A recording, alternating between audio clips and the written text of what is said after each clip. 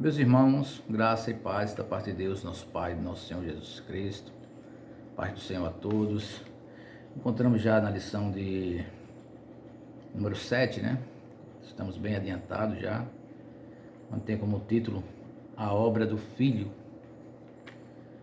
Tem o texto áureo, né? O texto ouro da lição. Encontra-se em Filipenses, capítulo 2, versículo 9.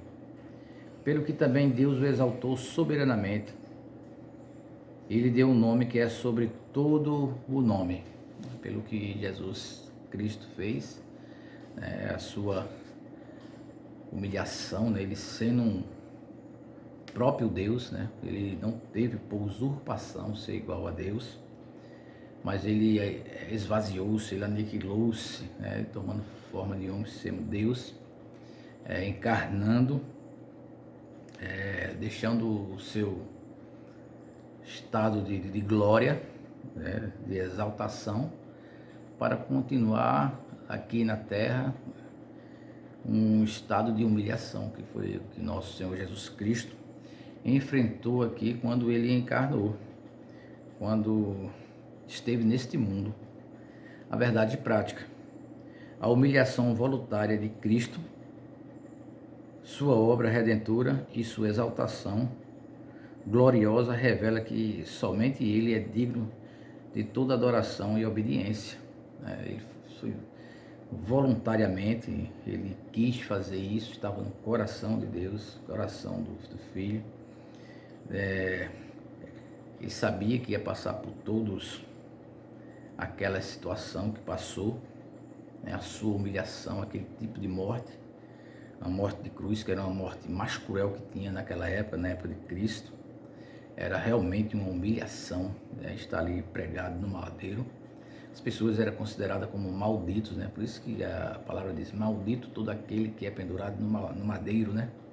Então ele passou por essa situação, por essa humilhação, né?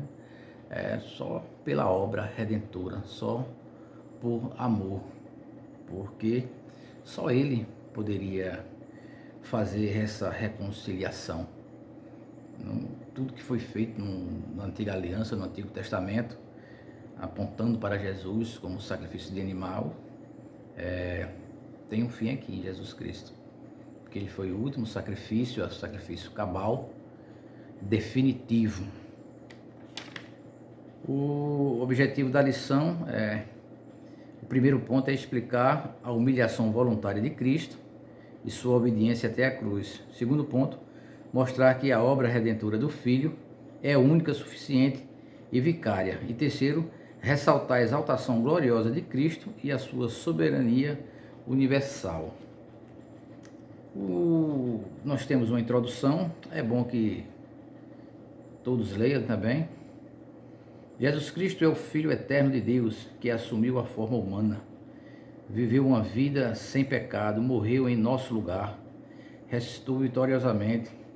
Sua missão abrange não apenas o perdão dos pecados, mas a revelação do caráter do Pai e a restauração de toda a criação. Esta lição visa apresentar a profundidade da obra do Filho em três dimensões: sua humilhação, sua redenção e sua exaltação. Porque realmente quando o Filho ele vem a este mundo, ele encarna, ele deixou a sua glória, como se fosse citar um exemplo, um rei, uma pessoa de uma autoridade soberana, fazendo uma analogia de um rei aqui na terra, um rei comum, né, que ele deixa o seu palácio, a sua glória, e vai ali para o meio dos seus súditos, né, ver como é que o povo está passando, e depois retornar. Né? Foi o que aconteceu com Jesus, né? Ele veio, né, porque sabia que a humanidade estava toda perdida, o povo estava sem um futuro com Deus, e para ter esse futuro com Deus tinha que o Filho vir implantar o reino, falar as verdades e nos resgatar do pecado, né? E através do seu sangue, a purificação de todos dos pecados e dá um acesso novamente, ter um relacionamento, né, novamente com o Pai. A submissão de Cristo. Paulo exorta a igreja de Filipos à unidade e à humilhação. O apóstolo adverte aqueles irmãos a terem a mente de Cristo, de sorte que haja em vós o mesmo sentimento que houve também em Cristo Jesus. O apóstolo Paulo está dizendo aqui que vocês sejam humildes, né? Sejam pessoas simples, né? Porque aquele que é todo poderoso, aquele que criou os céus e a terra, aquele que sendo Deus, ele esvaziou-se, tomou forma de homem, né? Ele deixou a sua glória. Então, era isso que o apóstolo Paulo estava querendo falar para os crentes lá de Filipe, para que houvesse realmente uma submissão, um esvaziamento daquelas pessoas, depois de ter escutado o Evangelho por parte de Paulo. Porque o Evangelho é isso, o Evangelho é renúncia, o Evangelho é esvaziar-se, de ser sempre inferior, mostrar-se sempre inferior. Inferior, digo assim, de uma forma humilde, não é estar abaixando a cabeça, não. Não é mostrar glória, não é mostrar o que a gente vê o mundo mostrando hoje, da arrogância, né? Mas aqui o apóstolo Paulo está dizendo, o termo grego traduzido como sentimento, pornel, que também significa modo de pensar, né? Mudar o pensamento, né? A palavra diz que agora, depois que recebemos o Evangelho, nós temos uma mente de Cristo, uma transformação, houve uma transformação, metanoia, né? A disposição moral. Desta forma, os crentes devem assumir o mesmo modo de pensar e viver, que foi demonstrado por Cristo, e refere-se a uma consciência moldada pela humanidade, amor, obediência. Imitar a mente de Cristo significa renunciar ao egoísmo, buscar o bem próximo e viver para a glória de Deus. Como Cristo, somos chamados a pensar, a crer em Cristo, mas a pensar e agir como Ele. Nós temos que aprender a pensar como Jesus pensou. Nós temos que imitar o mestre, ser como o mestre. O apóstolo Paulo certa vez disse, sede meus imitadores como eu sou de Cristo Jesus. Por que não ser logo direto de Cristo, né? Imitador do Deus que encarnou. Lá em Filipenses 2, versículo 1 a 4, está escrito, abra sua Bíblia, acompanhe a leitura. Portanto, se há algum conforto em Cristo, se há alguma comunhão, consolação de amor, se há alguma comunhão no Espírito, se há algumas entranháveis afetos e compaixões, completei o meu gozo, para que sintais o mesmo ânimo, sentindo uma mesma coisa. Nada façais por contenda ou por vanglória, mas por humildade. Esta palavra aqui, humildade, né? Esvaziar-se, né? Ser simples. Cada um considere os outros superiores, aqui que a gente falou, a si mesmo, né? A si mesmo, não querendo ser arrogante, não querendo ser maior do que as pessoas, ser melhor. Não, não. Nós não somos melhores do que ninguém. Nós somos pessoas diferentes, né? Nós somos separados de um povo iníquo, mas nós não somos melhores, somos diferentes. Não atente a cada um para o que é propriamente seu, mas cada qual também para o que é dos outros, né? Aquela arrogância, o egoísmo, a soberba, né? A ganância. Não, a gente tem que deixar tudo isso de lado, tem que esvaziar, se esvaziar.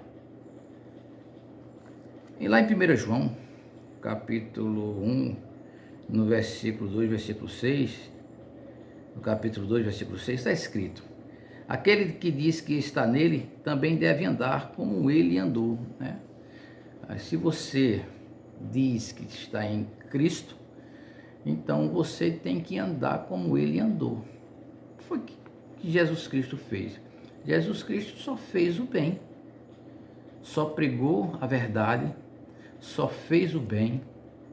O mestre, ele curava as pessoas, o mestre dava conselhos, ensinamentos através de parábolas, e nós temos que ensinar aquilo que o mestre nos ensinou e andar nos seus caminhos, não desviar nem para a direita nem para a esquerda, mas ter um objetivo, ter um foco, que é olhar para a cruz, olhar para o que Jesus Cristo fez na cruz.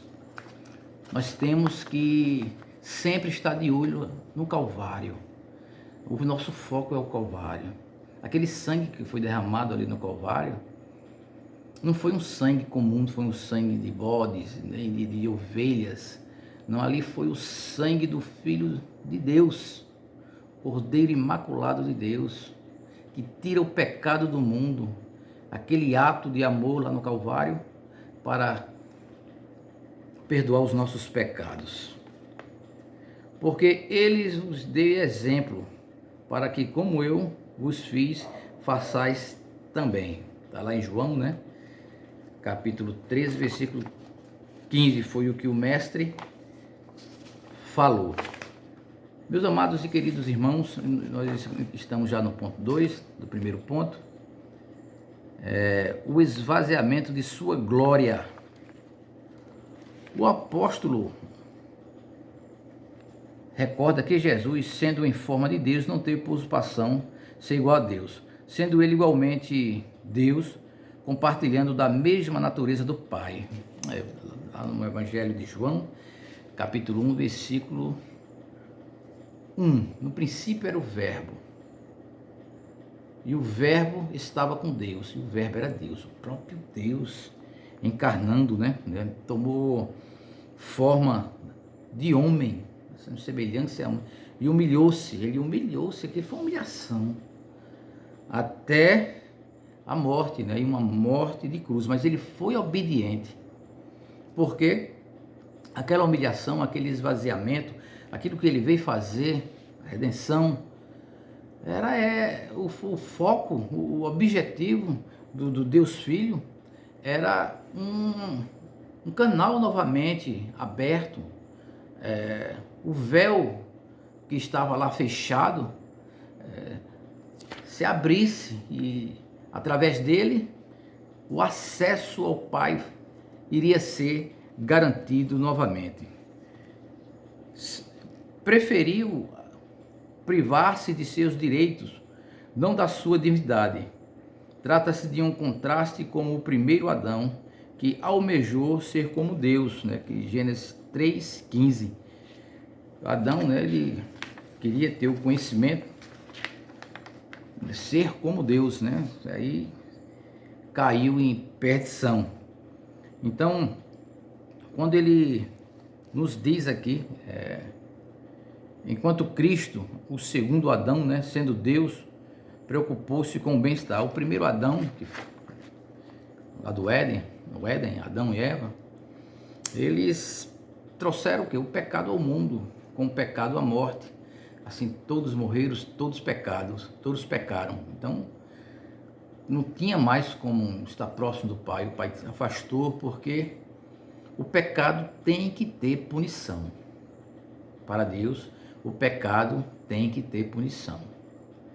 Então, só o seu filho que foi punido, ele enviou o seu filho para ser punido por nós, né? Aquela morte substituta.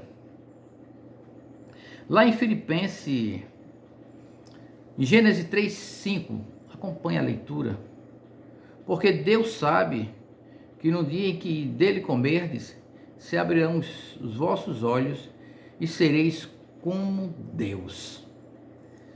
A serpente, né, falando com a mulher, né, porque Eva foi enganada, Adão não, mas caiu em transgressão, porque a Eva, ela foi enganada. Então a cobiça dos olhos, né, cobiça dos olhos,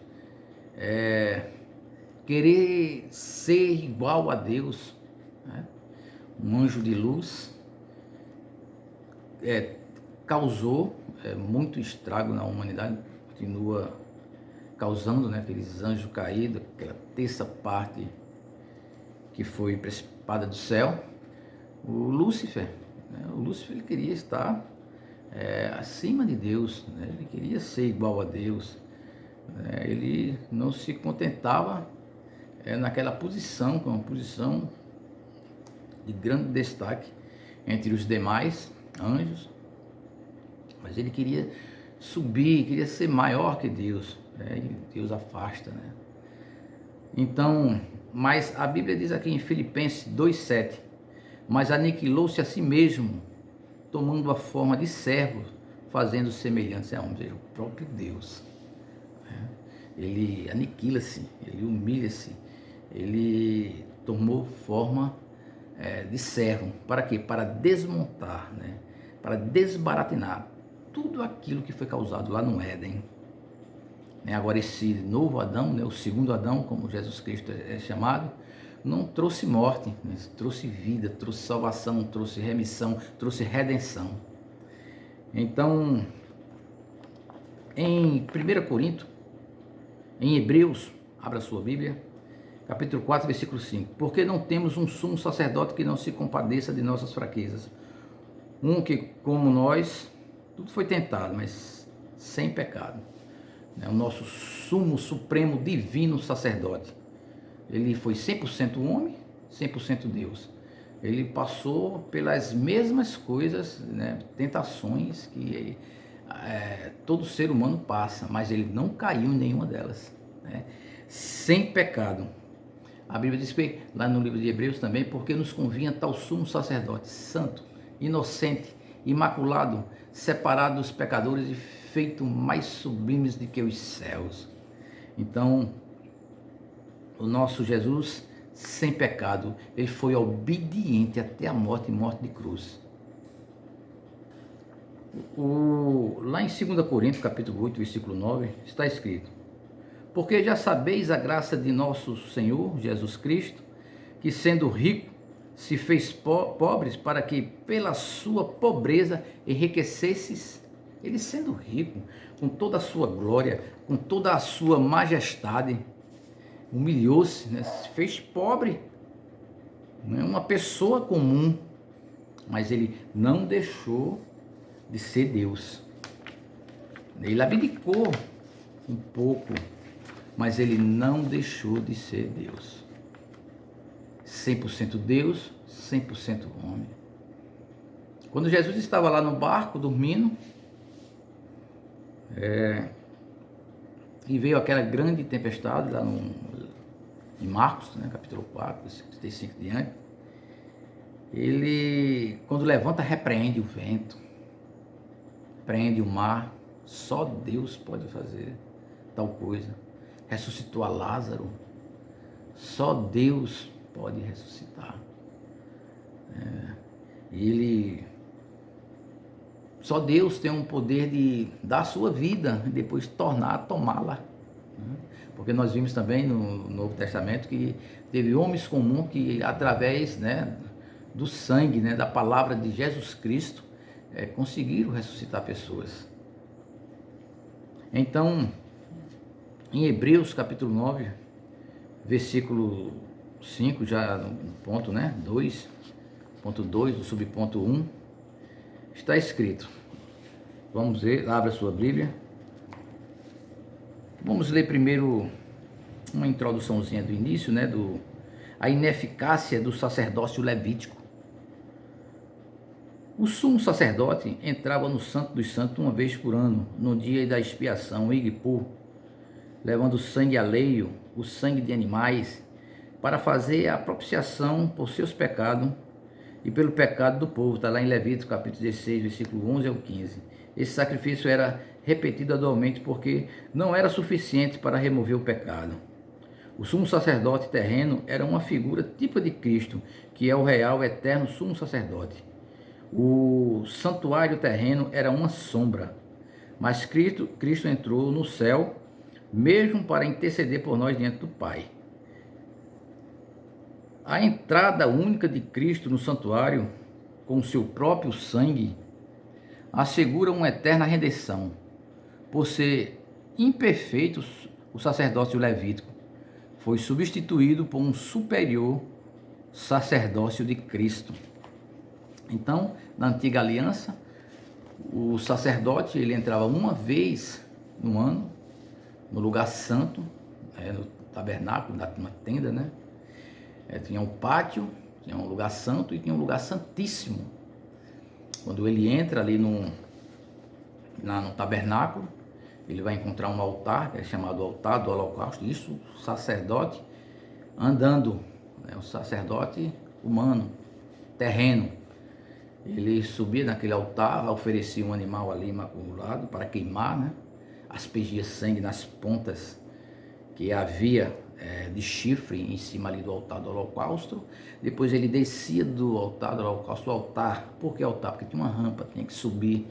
Quando ele chegava na frente, para entrar no lugar santo, havia uma pia de bronze, a qual ele lavava as mãos. Tudo isso apontando para Jesus Cristo. Porque o cordeiro, o livro do Apocalipse diz que o cordeiro foi imolado lá na eternidade, antes da fundação do mundo.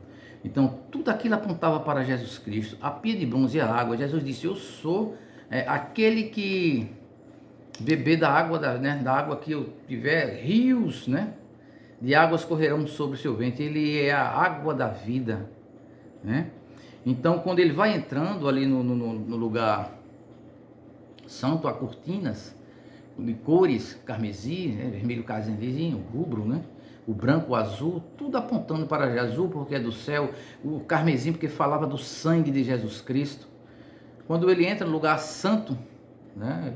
Ainda não é o lugar que o sumo sacerdote chega. Ali ao lado tem a mesa dos pães da preposição. Havia 12 pães sem fermentos. E aqueles pães representavam as 12 tribos. O pão é feito com trigo. O trigo ele tem que ser machucado, ele tem que ser trilhado. Foi o que aconteceu com Jesus. Até aquilo ali falava, apontava para Cristo, era uma sombra. Aí ele entra lá, havia novamente um véu, né, que era o véu do santuário. Só entrava o sumo sacerdote uma vez por ano para fazer o sacrifício. Aí ele entrava lá, estava lá a arca da aliança, ele aspergia o sangue em cima da arca da aliança, aquilo encobria o pecado do povo, mas no ano seguinte ele voltava para fazer a mesma coisa, né, na ordem sacerdotal, né, porque havia uma escala para fazer aquilo, não era só o mesmo sacerdote, havia uma escala.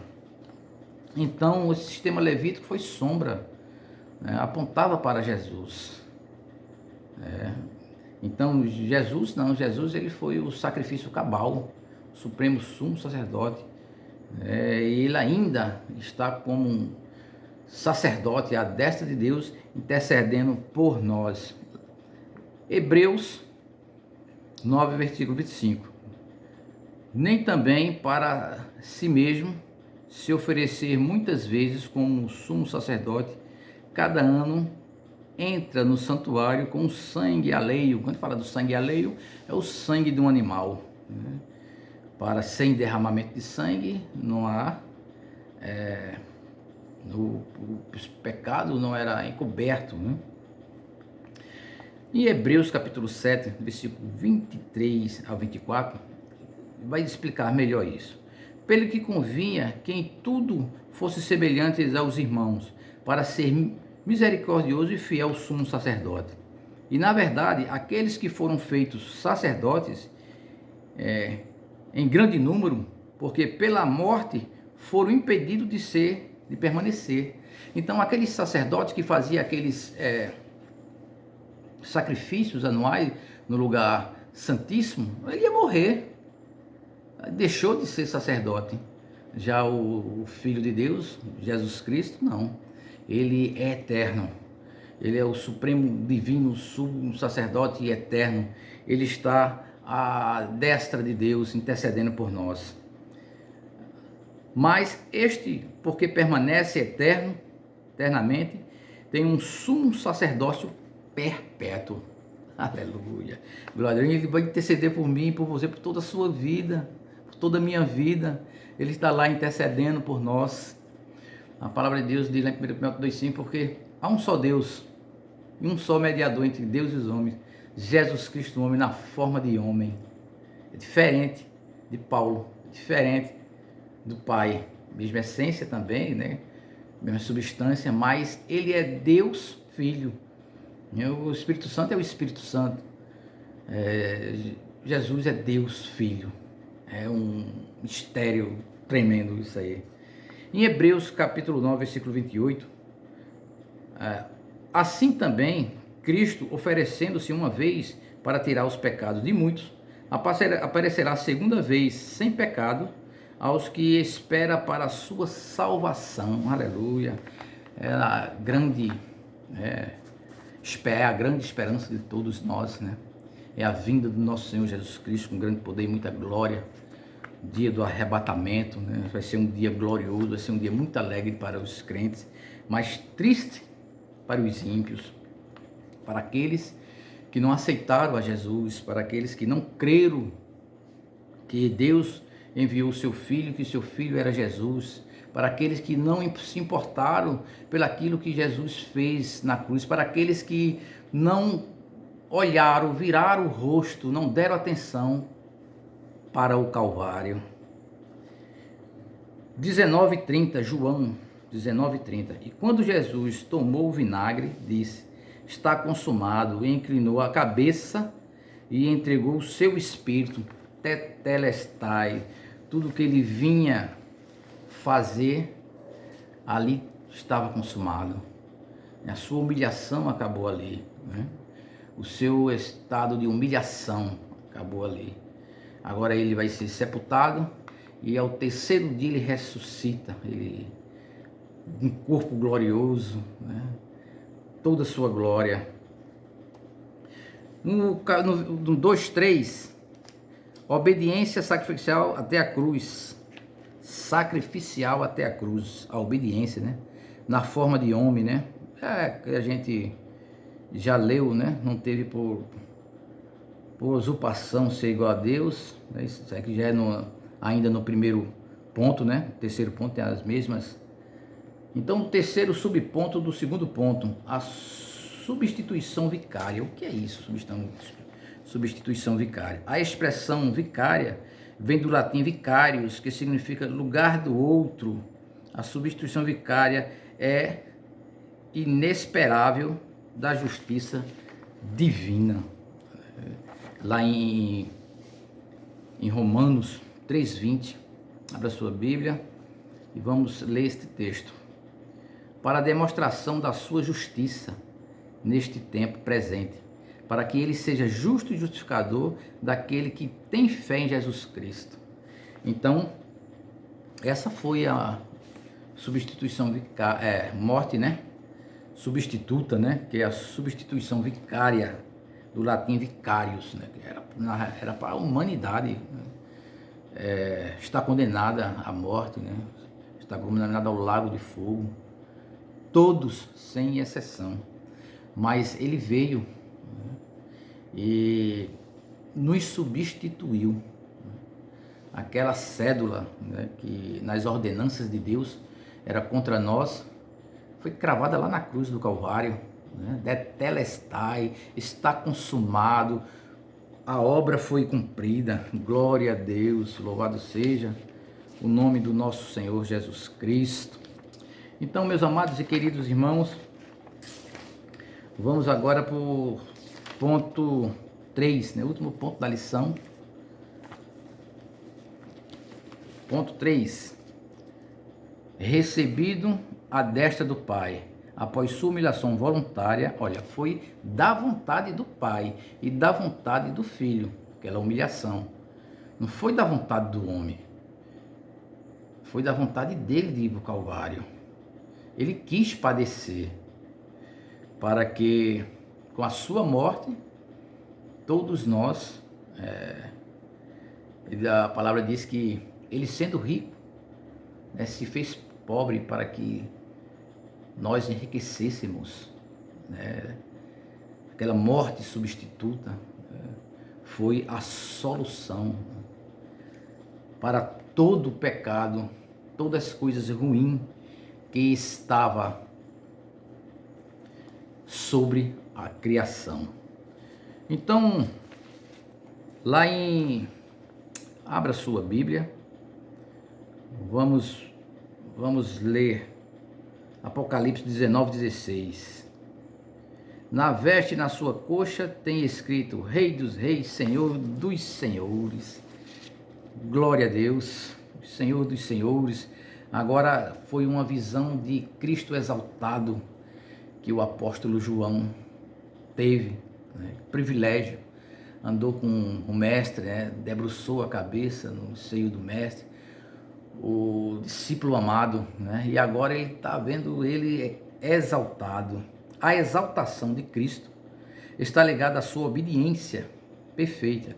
O verbo exaltou, né, que significa hiperipnossen, denota uma elevação acima de toda a média. Cristo não apenas venceu a morte, mas foi exaltado à posição suprema do universo.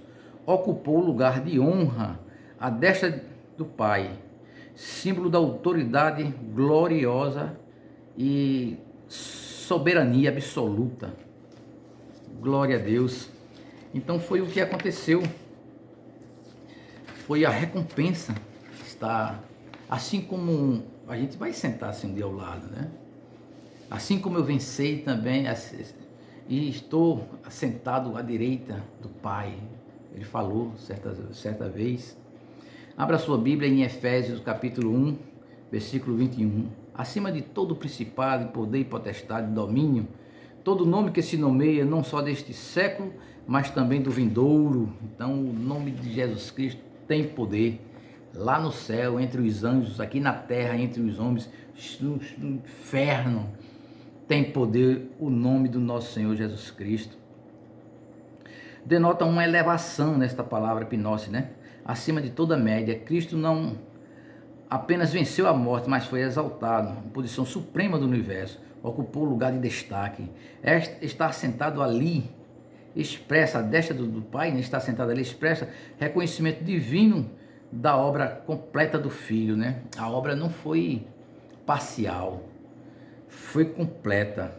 O que ele veio a fazer, ele fez por amor, sofreu, padeceu, mas foi vitorioso no final.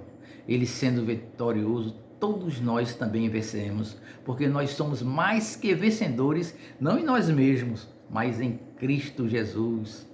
Graças te dou, ó Pai, Senhor dos céus e da terra, que ocultaste nesta coisa sábios, instruíste a revelar seu pequenino. Isso nos foi revelado, né? Glória a Deus.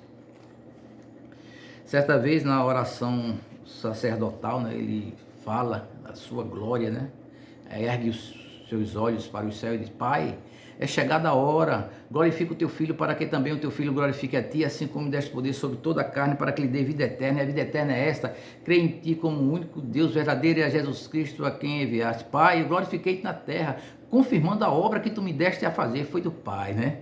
Agora glorifica tu, ó Pai, com aquela glória que tinha contigo antes que o mundo existisse, né? Deus, Jesus é eterno, estava lá na eternidade com o Pai, face a face, uma união só, pericorese. Maravilha, meu irmão, que coisa mais linda é estudar a palavra de Deus.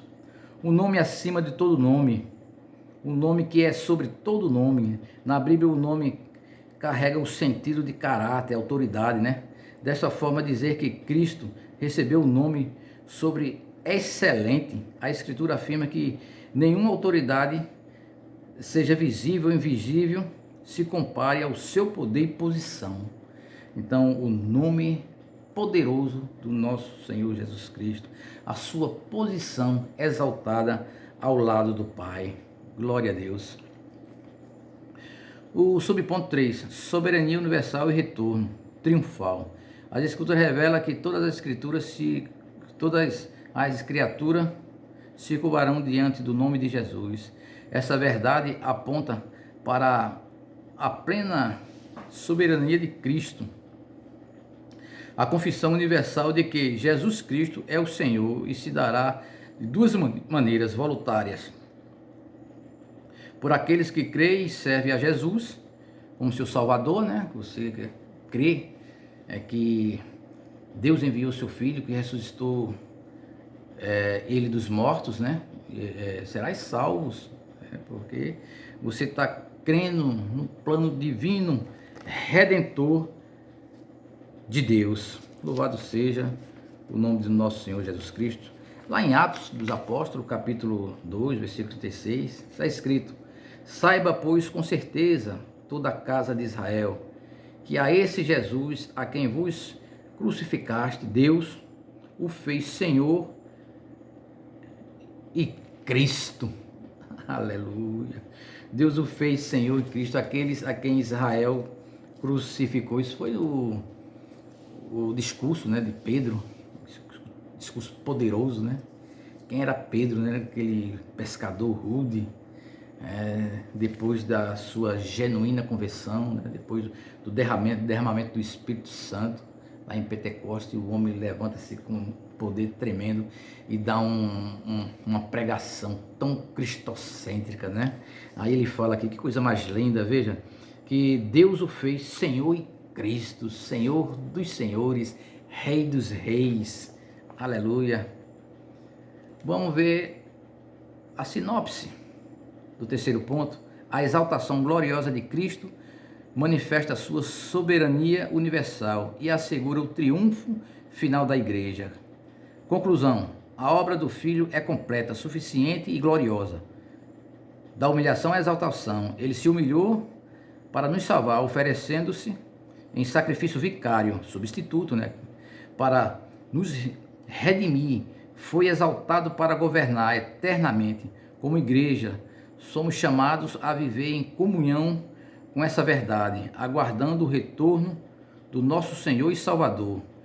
Vivamos como servos daquele que nos serviu com sua vida e nos salvou com seu sangue. Varões israelitas, porque está olhando para o céu. Esse Jesus que está vendo subir, da mesma forma ele vai voltar.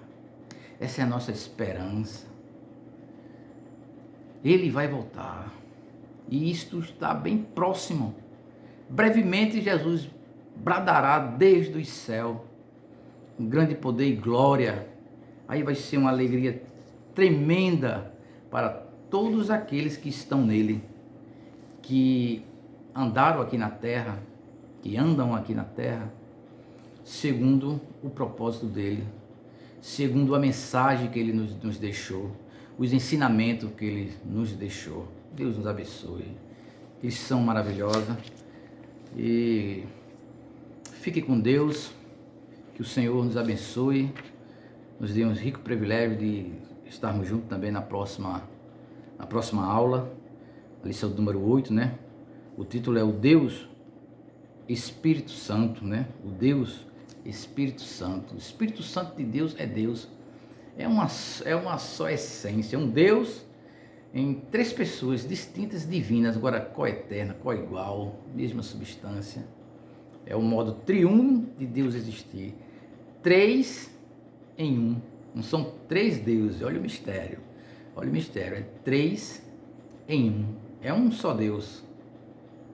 E um só mediador entre Deus e os homens, Jesus Cristo, o homem. E o Espírito Santo de Deus. O Espírito Santo de Deus é Deus. Aleluia, glória a Deus. Que o Senhor nos abençoe. Dê um joinha, compartilhe este vídeo, se inscreva no canal, para que possamos continuar mais tempos trazendo lições, estudos com os irmãos, que é muito bom a gente estar estudando a palavra de Deus, estar falando sobre Deus, sobre Jesus, e lendo versículo bíblicos, né? E você aí acompanhando, a gente está crescendo na graça também, no conhecimento. Deus nos abençoe. Fique com Deus.